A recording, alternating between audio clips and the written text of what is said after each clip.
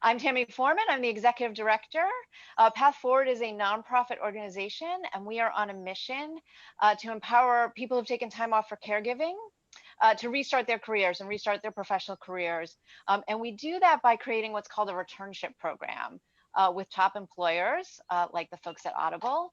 So a returnship program, really quickly, we've done entire webinars on this. So if you feel like you want to understand more about how a returnship program works, I highly encourage you to read some more information on our site. But at a high level, a returnship program is a temporary program like other ships, but it's specifically geared to people who are returning to a career as opposed to starting a career or training for a new career. So the return part of the returnship is that indication that it's for people who worked professionally for a period of time, have taken some time out of the workforce to focus on caregiving, on family needs, and who are looking to come back in. So with returnship programs, we're looking for people who have had that full-time professional experience in the past, who are looking to come back into one of those roles, who are looking for some mentoring and an on-ramp, but not necessarily specific training.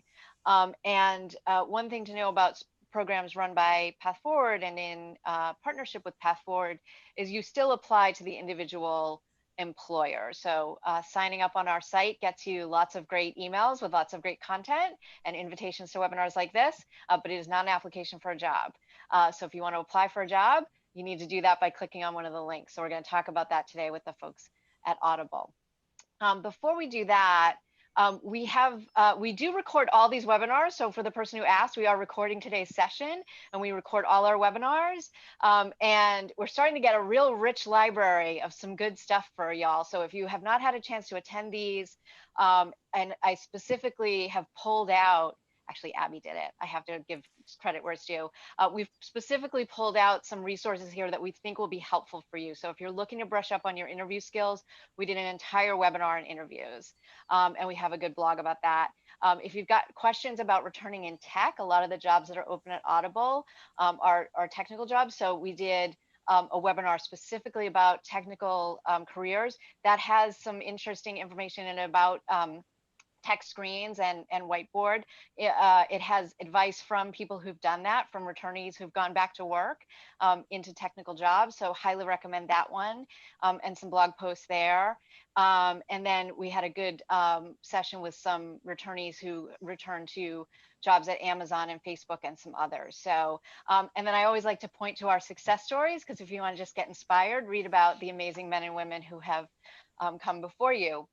We have another webinar coming up December 1st, which is also Giving Tuesday. We're a nonprofit, so, you know. And that's going to be how they did it, 3 returners on making their restart a reality. So again, for those of you who are just looking to get inspired, hear from someone who's been there and done it, highly recommend signing up for this webinar. We will send the link to you when it's available, when registration opens. And yeah. So today I am joined by 3 amazing people at Audible, and they're going to talk about the program there. I'm going to start by asking Aviv to talk about the company Audible, which you may be familiar with if you're an audiobook fan. And then Abby Kelly, our program manager, is going to talk a little bit about the structure of the program. And then we have a bunch of questions for the whole Audible panel on their program. So Aviv, if you could lead us off. Hi, Tammy, thank you. Abby, thank you. We are thrilled to be here, excited to be working with Path Forward on this important initiative. It's something we're all really excited about. As Tammy mentioned, my name is Aviv. I work at Audible. I head up tech recruiting there, and I've been at Audible for over 5 years. I would love to hear from the audience if we've got any current or former Audible listeners in the audience. Always nice to see if there's any Audible fans out there and your favorite listen. One of the reasons I've really enjoyed working at Audible is because of the very close and direct connection we have with our listening base, our customer base, and hearing the stories from them on what Audible means to them and their families. And we get to hear a lot of great stories, whether it's making their commute more enjoyable when people were commuting, or it's helping children learn to read. We know that Audible touches people's lives in many different ways. And yeah, we're seeing all those comments come in now, and I love that's it. what's been really energizing and inspiring for me. At Audible, we innovate and inspire through the power of voice. We're changing the narrative on storytelling. And as a leading producer and provider of original spoken word entertainment and audiobooks, we've redefined the way people access, discover, and share stories. And the stories we tell have the ability to transport and transform everyday moments into meaningful experiences. And it's our people who make Audible service possible. We're listeners, storytellers, and problem solvers. And our perspectives and experiences power our ideas and come together in our mission to unleash the power of the spoken word. For people who aren't familiar with Audible and where we're located, we have over 1,800 employees at this point. Audible is headquartered in Newark, New Jersey. Newark is a big part of who we are as a company. We have most of our employees based out of the New Jersey area, and we do also have a good sized presence in Cambridge, Massachusetts as well. I'll hand it back to you, Tammy. Excellent. That's great. And I'm going to just give people a little job tip here, just in general. This is true for Audible, but it's true for every employer I've ever worked with in our entire existence. Like, when you send in an application, go ahead and mention that you're a customer of the product. They love to hear that, right? Like, I think we sometimes shy away from that. Like, tell them how much you love their product. I'm seeing this come through, and it's great, right? It's very exciting. All right. So I'm going to turn it over to Abby really quick for a couple minutes. We're going to talk, she's going to run you through the structure of the Audible program and the opportunities that are available. And then we're going to open up to our panel to talk more about the Audible experience. Thanks, Tammy. Hi, everyone. So I'm just going to give you a very basic rundown of the opportunity right now, but rest assured, the lovely panel that's here is going to go into much more detail than I am.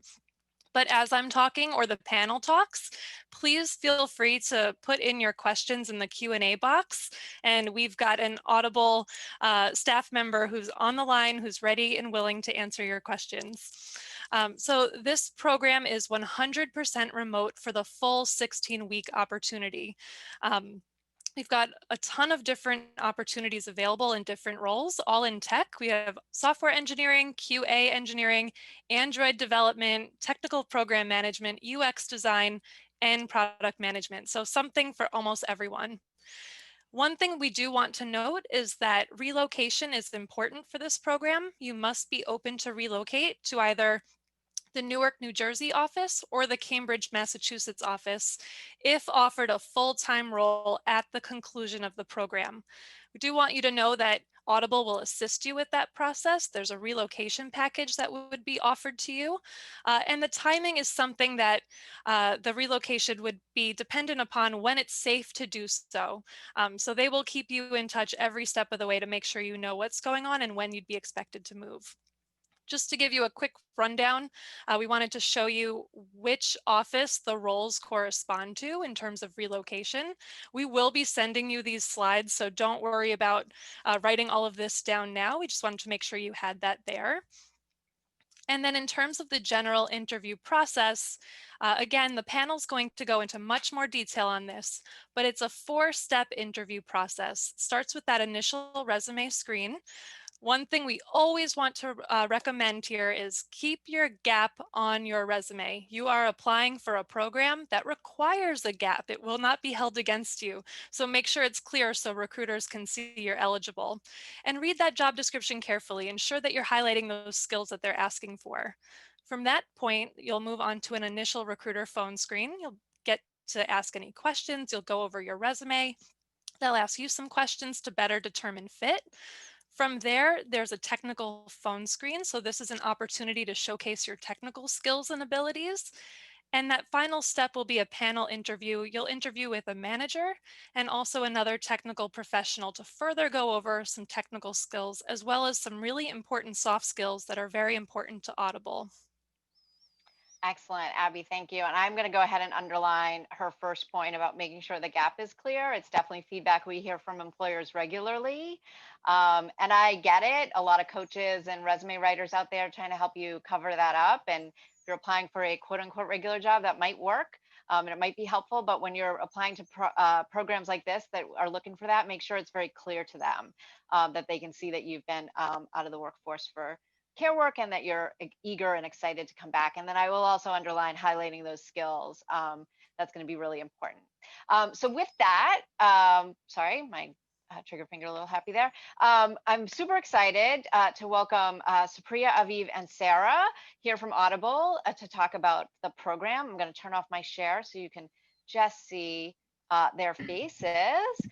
I'm going to actually start with Supriya to talk about why Audible's doing this program, what you're excited about when it comes to next chapter.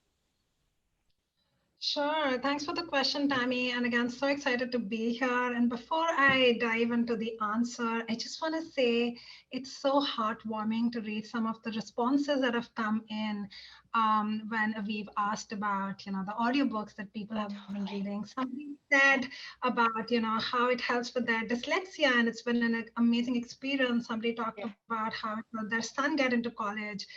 Someone's mom is losing sight and relies on Audible. I remember when I've been an Audible for an year, and I had a physical therapist working on my shoulder, and she was visually impaired. And, she was like, hey, how's your interview going? And I'm like, there's this company called Audible. And she's like, oh my God, you have to go there. That company changed my life. And I'm almost feeling that, resonating right now. It's really heartwarming, and I'm glad it impacts all of your lives the way it does. That's why we enjoy working at Audible so much.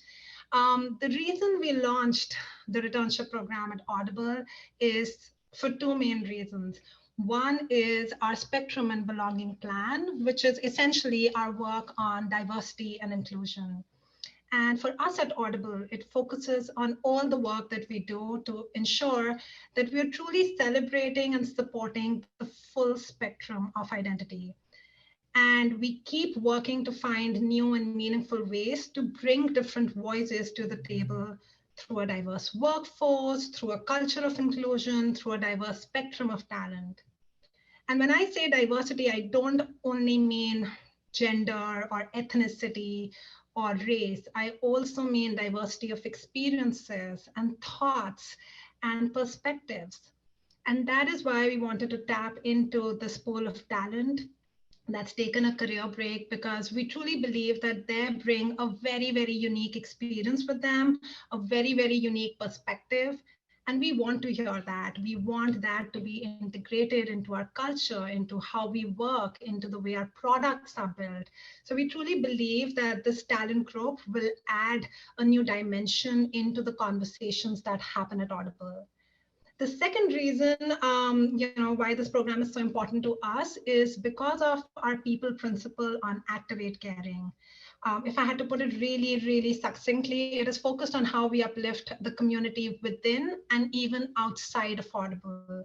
So, someone mentioned, someone expressed their gratitude for free books for kids during the pandemic. That is one of the things Audible did for the community. We have new working kitchens where we're supporting the local community and providing food, the local businesses and providing food while a lot of people are suffering because of the pandemic. And while the pandemic has impacted everybody, there's a lot of research that has shown it's been much harder for people who took a career break and much harder for them to get back into the workforce.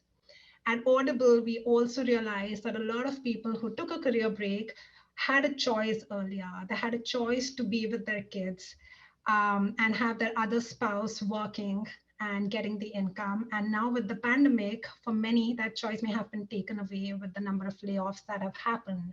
So it's our initiative to kind of give back to the community and to support these people in entering the workforce again, support this talent group, give them a chance and help them set them up for success. So these are the main reasons that we really launched this program. Priya, that's amazing. And yes, I'm like reading these comments. I'm like, oh my gosh, like this is Right, this is the impact you all have. I think it's amazing. So I want to move to Aviv and Sarah to talk a little bit more about the recruitment process. And I think the big question people always have is like, what can they do to prepare? But maybe talk a little bit about what to kind of expect at each stage of the process so they can start to think about that. Yeah, I can take that. And I just want to echo Supriya's sentiments. Reading these comments really kind of reinvigorate why I love working at Audible. So thank you for the comments. So the interview process is actually quite quick once you've applied. The recruiter will review the resume first. And what they're really looking for here is whether your profile matches our basic qualifications, which you can find in the job description. So make sure you read through that thoroughly before you apply. They're also making sure that there is an actual gap in your resume. So just echoing Abby's and Tammy's sentiments there, don't be shy about adding that gap in your resume. That round will be followed by a recruiter phone screen that generally takes around 30 minutes. In this round, I'd recommend being prepared to tell your story. What we really want to know here is what attracted you to this particular opportunity at Audible. I'd highly recommend that you read up on our people principles. It's all over our career site and our About Audible website. And be prepared to talk about how each of those people principles resonate with you. That round will be followed by the technical phone screen, which depending on the role will take anywhere from 45 minutes to an hour. And this round, as Abby mentioned earlier, will be conducted over the phone by either a hiring manager or an experienced member of the team, again, depending on the role. If you prefer that this round be done via video conference, you could just let the recruiter that you're talking to know, and we can absolutely arrange that for you.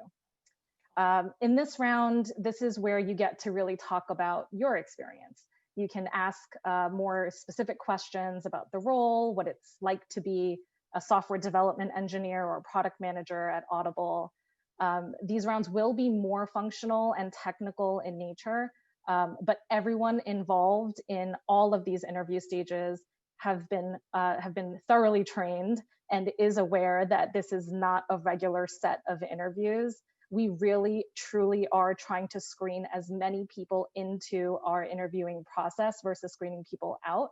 So rest assured, we are here to create the best experience for you.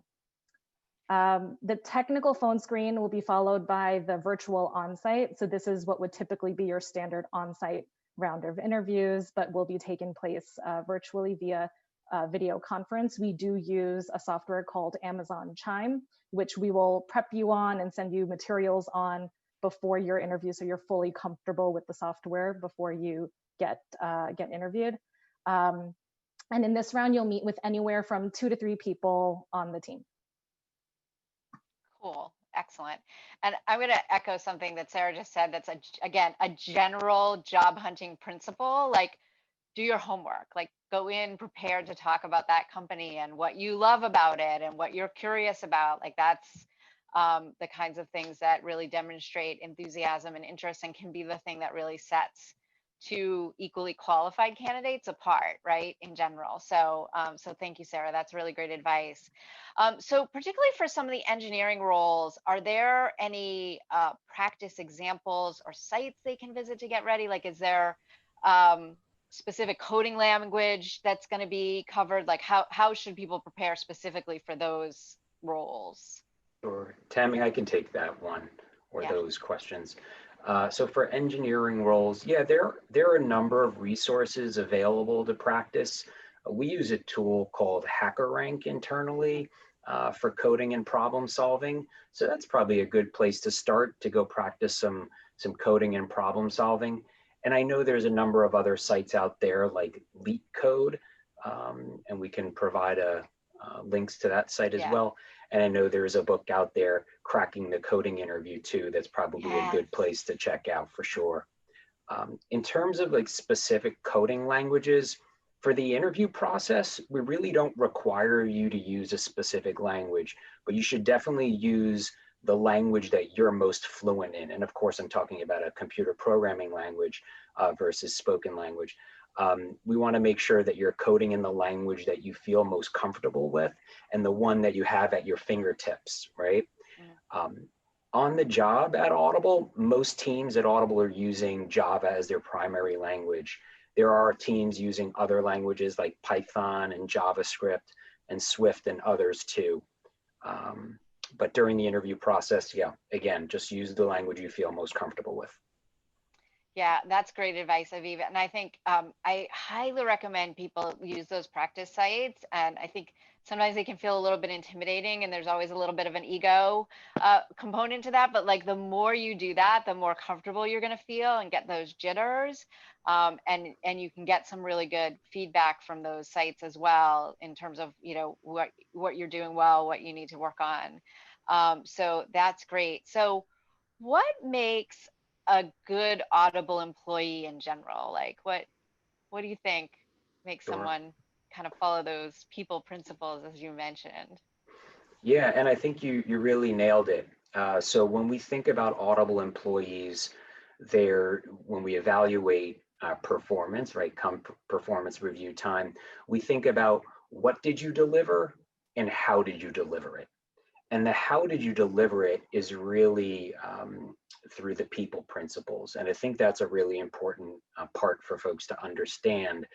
We have the people principles posted on our career site. And I think as you're entering the interview process, I think it's important to really familiarize yourself with those people principles, because as you read through them and hear how they're defined and described, it should start to trigger some stories from your past that relate to those people principles, right? They should resonate with you, and you'll think about stories that you can share with the folks that you meet with through the interview process to talk about how your experiences match up well to those people principles. Yeah. I think we're getting ready to we're going to have, I think this week, a blog post out about soft skills. It was an Ask Tammy question, and I think it's something that a lot of people forget, that demonstrating that even for technical roles is really, really important. Like demonstrating curiosity, demonstrating collaboration and communication, and all of these things that are important to being a good teammate and a good person to come into.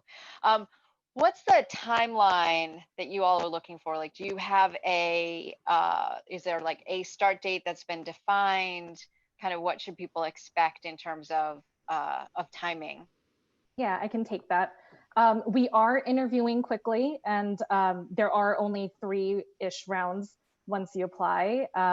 So once you talk to the recruiter, you should be able to get through the subsequent rounds pretty quickly. Although keep in mind, this is holiday time, so if interviews are delayed, it's probably due to calendar constraints. We're planning to have all of the returnees join as a group, and we're aiming for the class to start towards the end of January, and we're working really hard to achieve that goal. So there's no like set date, but it's towards the end of January. Great. So if you're thinking about applying for these roles and you are waiting for this webinar, highly encourage you, as soon as you get the follow-up from us, go to the links. They're on our website right now, live as we speak. Go click on them and start applying.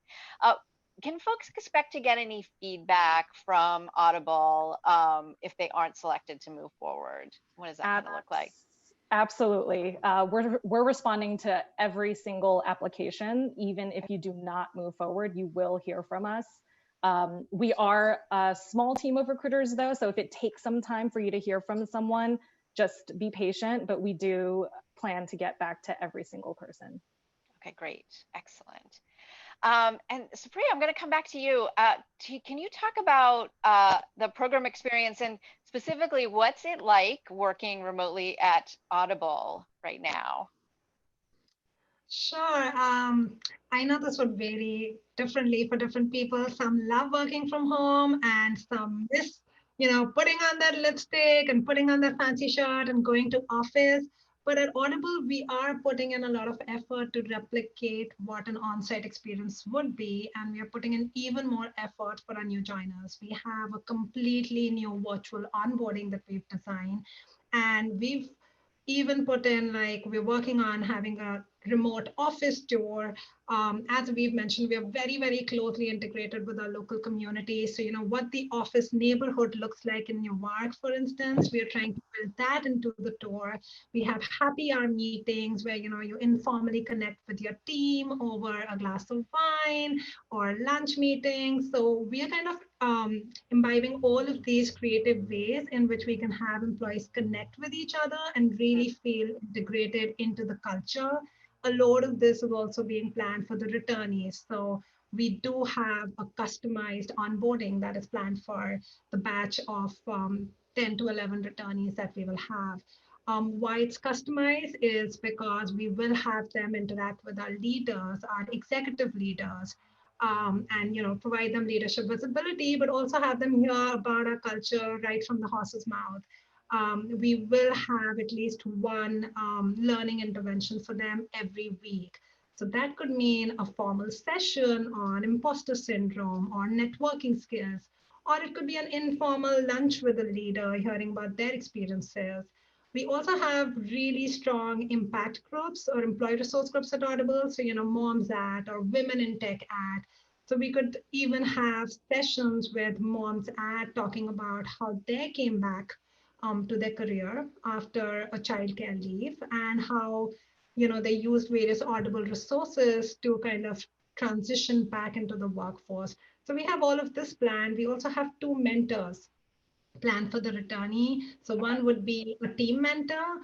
The team mentor will focus on, the team culture, networking, day-to-day work-related things. We also have an impact group mentor who will focus on the Audible culture and how do you kind of navigate that, and how do you kind of get support that you want outside of the team. How do you interact with leaders? How do you kind of connect with people? How do you network with others outside of your team? So we're trying to instill all of these processes because we understand the challenges that a virtual work environment brings, and the program is completely virtual for the whole 16 to 20 weeks. But rest assured, we're doing our best to support cultural integration and give as close a feel to working physically in the office as we can. Yeah, I've been really impressed with how thoughtful you all have been about how you're putting this together in general, and particularly how you're putting this together in COVID world. And I think for people who are listening and thinking about whether or not Audible is right for them, but also whether or not a returnship experience is right for them, like, to me, this kind of networking and the ability, in a period of time to get to know a lot of people. I talk to women and men all the time who are restarting their careers, and it's getting back into that swing of being around professional people and talking about careers and talking about what they're doing. So I highly encourage you, if you get one of these opportunities, like, take advantage of those opportunities to ask people not just about their Audible life, which is important, but like what they've done. Like, this is an absolutely amazing opportunity for you to get to inculcate yourself in some of that, which is great. So for Audible, are these returnships going to be structured as a project-based, you're working on a specific thing, or are they more like you're doing the job in a day-to-day way as other software engineers or project managers or those kinds of things? So I can take that one. This is an interesting question because when we were beginning this program, we actually sent out a survey to all of our hiring managers asking, hey, are you interested in hiring a returnee? And if yes, tell us what projects you have in mind, because that's going to be a key criteria for whether or not we will have a returnee role assigned to your team. And we were overwhelmed by the number of responses we got. We were thinking of opening only 10 roles. We got way, way more responses from managers. And one of the key selection criteria was based on the projects that they have identified. So yes, we have put in a lot of effort in ensuring that all of the roles have a project in which success can be gauged over 16 to 20 weeks. That being said, there will also be elements of day-to-day work where they're kind of working in a similar manner that other members of the team would just because we do want to integrate them. We are hoping we convert all of them to full-time opportunities. So we want to integrate them into what a normal day job looks like, but all the returnees will have at least one project. That's great. That's ideal, because then so again, speaking to the audience and like how to think about evaluating this as an opportunity for you, because one question we get asked a lot about is like, do these convert into full-time jobs? And yes, they do often at a lot of companies. But as you think about evaluating the returnship experience itself, like what am I going to get out of this, this 4-month experience? The mentoring that Supriya was just talking about and the networking, A+. And the ability to work on a project and have something that is now at the top of your resume that shows you accomplished something, where you can show a beginning, a middle, and the end, A+, right? Those are great things. We see lots of returnship programs. I love all my children equally, but this is a really great and impactful opportunity for you to get real world experience, work with some amazing people. So that's awesome. So for the recruiter folks, can people, because you have some, obviously a lot of tech jobs, but some jobs can people apply for more than one opportunity if they're not quite sure where their skills fit? Is that okay for them to apply to more than one of the openings? Yeah, so absolutely. We do have a couple of roles that overlap and might be similar, and looking for similar skill sets. So take a look at the job description, see where you feel your experience aligns, and go ahead and apply. And as Sarah mentioned, we have a small recruiting team that works very closely with one another, and we'll coordinate and collaborate together to make sure that that people are going down the right path. Cool. Okay, excellent. I'm sorry, I'm looking at some more of the audience questions here, which are really great. So we're definitely getting some more questions about the specific tech screening, but for UX. So what is the UX role tech screening process look like? Is there, what are the steps they need to go through there? Yeah, so for the user experience roles, it's important to share your portfolio of work right up front. That's really the main, if you're going to call it like technical screening that we do. Got it. We want to see what you've worked on in the past and how you highlight that to the external world. And we'll want to see your thought process behind the work that you've done, the problems that you've solved. And because Audible is a modern digital company, we're going to want to see the work that you've done across web and or mobile surfaces. Okay, perfect. So this is a question I think I can answer, but I'll let you guys jump in too if you have any specific thoughts, because we get this question a lot. Can someone apply to this if they've done some freelance or part-time work? So from the Path Forward perspective, this program is meant to be inclusive. We're not looking to ding people if they've had any kind of income. If you had a side hustle or things that you were doing while you were primarily focused on caregiving, what I tell people is be honest, right? In your cover letter, in your application, hey, I left my job of doing this to care for my family. While doing that, I was also consulting, freelancing, but really excited to get back into the full-time workforce doing the thing that I love doing, which is ideally the thing that Audible is looking for someone to do. So it's, we're trying to help people and be inclusive. The same is true of caregiving. There's no specific requirement that it be specific in any way. We're looking to be inclusive. We want to help people get back into the workforce. So any type of caretaking that you've been involved with is fine. Anything to add there from the Audible perspective about how you all are thinking about that? I think you captured it really well. We are looking for different experiences, and we are open to all the things that you mentioned. So, yeah. Yeah.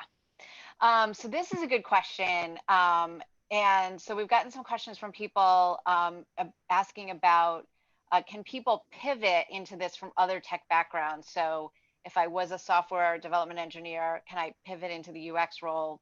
Presumably some vice versa, right? Like, how do you think about people who are making a career shift or change? Yeah, so This goes back to the question we had earlier about can people apply for multiple roles? We know that for certain roles, you will have gained experiences that might make you appropriate for another role, right? So as a software development engineer, maybe you were given the opportunity to lead projects in your role, and that experience should be highlighted if you're interested in pursuing a role as a technical program manager, for example. Because a technical program manager will be looking for people who have experiences as former software development engineers and also were responsible for leading projects. So that is definitely possible. Yeah. Cool. Abby, do we have another audience question? Always someone who's on mute every time. Every time. Yep. We're getting a ton of questions, and Annabelle from Audible is doing a great job answering so many of them. But I did want to ask, because we get this a lot, is there an ATS or an algorithm that is just kind of canceling people's applications? Is a real human looking at this? Can you talk about what that process is at the initial application point? I can speak to that. There are humans behind every resume that you're submitting. Aviv is that human. He's actually hand reading every resume that comes in. No, it's his team. But yes, rest assured that there is no automatic rejection of applications in our system. We are looking at every single resume. We're actually talking about our applicant flow and our interview process within the Returnship recruiter team on a regular basis. So there's a lot of attention on this, and we absolutely want the right candidates for this cohort. Yeah, I was saying to the panelists when we were in the green room before the webinar started, I think there's a lot of confusion among job seekers about ATSs and how they're used. And, you know, for companies, the workflow management piece of the ATS has been a game changer. It actually allows companies to review more resumes than they ever could, you know, the old way. You know, and it obviously depends very much by company and roles and things like that. But for this process and this program, there's a real commitment by Audible to look through those and really evaluate each candidate. So yes, you may get an email that's coming out of a system, but that's, you know, again, that's the workflow management. It's also what allows them to actually reach out to everyone who applies. You never could have done that in the old world and send an email to people letting them know the status of their application. So I think that's important. We got a really good question here about, and Supriya, this might be for you, but like in terms of how you all are going to be evaluating the performance of returnees. So as we think about the program, and people are working through, as you described, the projects and the work that they're doing, what's the performance evaluation criteria going to look like at the end of that, presumably determining whether or not someone's offered a full-time position? Sure, that's actually a great question. So I'll go back to what Aviv said initially. Our people principles are extremely critical to us. So for instance, one of them is customer obsession. So you could have a project that says, you know, you have to migrate something from one tool to another, and we would evaluate on how customer obsession has been applied to it. Did you like seek you know, inputs from all the stakeholders involved? Did you try to understand what makes good, great, and all of that? So, you know, how people principles are applied, activate caring. Did you bring your team along? Did you bring other people along? Did you collaborate with others? So, of course, people principles play a very key role. As I mentioned, the projects will be structured in a way that there'll be like checkpoints and milestones, which will help them gauge their process. But I think what I want to focus on is that we understand it's only 16 to 20 weeks, unlike a full year.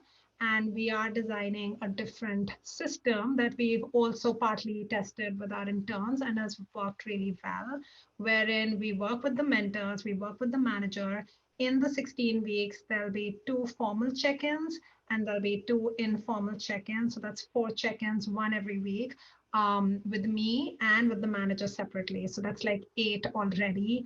And we will get inputs from the mentors and the managers. So it will be kind of a collective feedback. We will also take feedback from the returnee on how his or her experience has been. And all of that will be factored in. We will be sure to kind of provide them feedback during the journey and not just wait till the end. So we give them time to change gears if we feel things are not working and some things need to change. So there'll be a lot of that constructive two-way conversation happening throughout the process. So yeah, these are some of the key points that we are focusing on from a performance management perspective. But yeah, we are very, very aware that it's just 4 months and we are tweaking our standard process to accommodate that reality.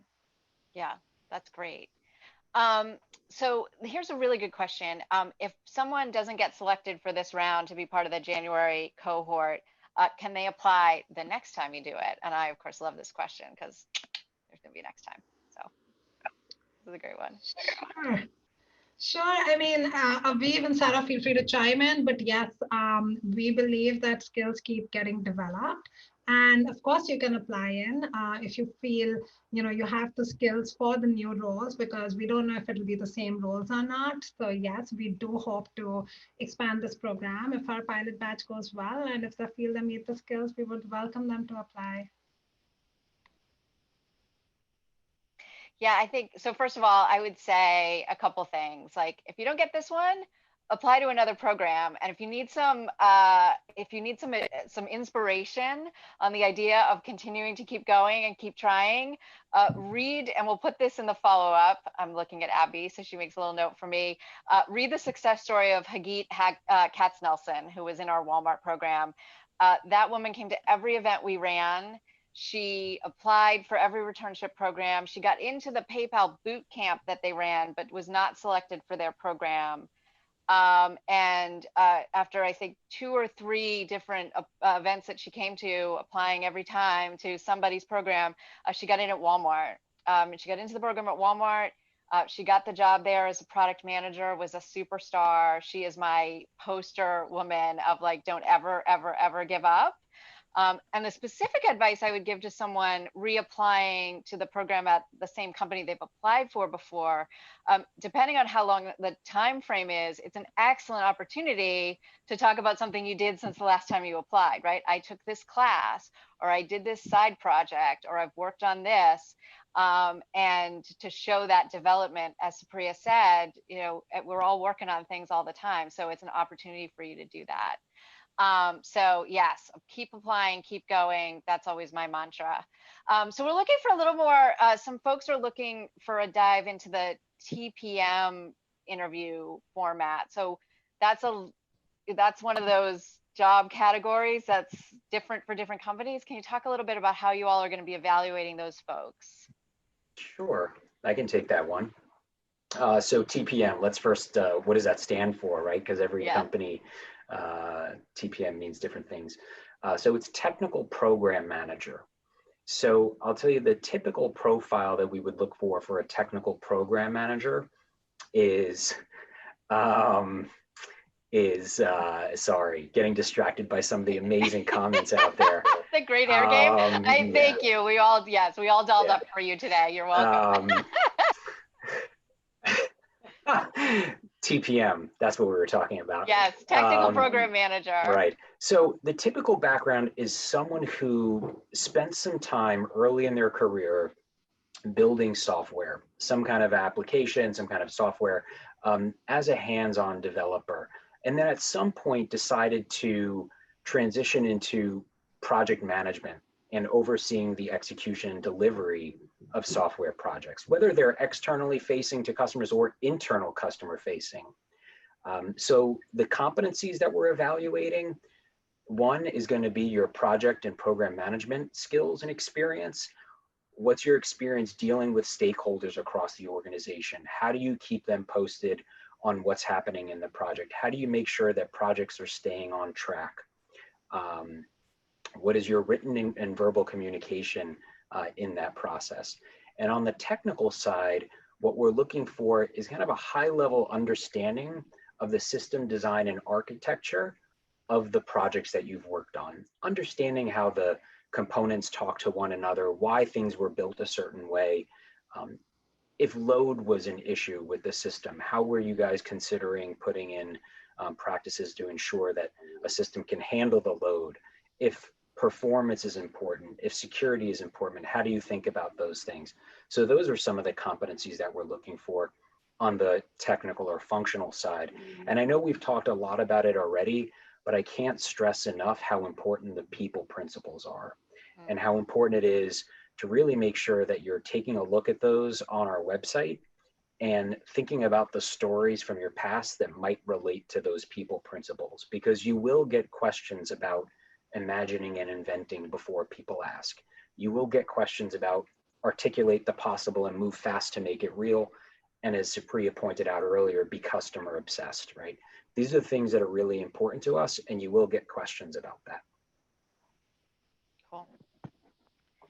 Abby, I think we have time for one more question. So I'm going to make you choose.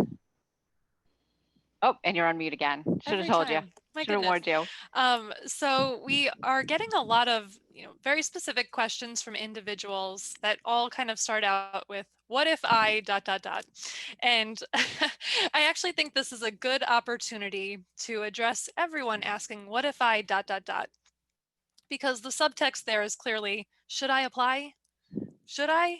Me? What if I've had a gap of 15 years? What if I just went to do some reskilling and I'm not sure how they look at my reskilling certificate course? What do you say to all of the what if I ... on this call? Should they apply? I don't mind taking that. Go for it, right? We want to hear from you.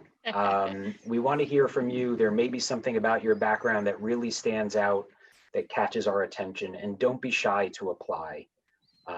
Please go for it, give it a chance. As Sarah mentioned earlier, we're doing our best to screen in as opposed to screen out, right? So take the opportunity to apply. We'll get back to you and we'll let you know if there is an opportunity to be considered for the role. Yeah, I would say, I'll add to that by saying I've seen gaps of 20 years and more, and people successfully restart in technical jobs. So there is no such thing as a gap that is too long.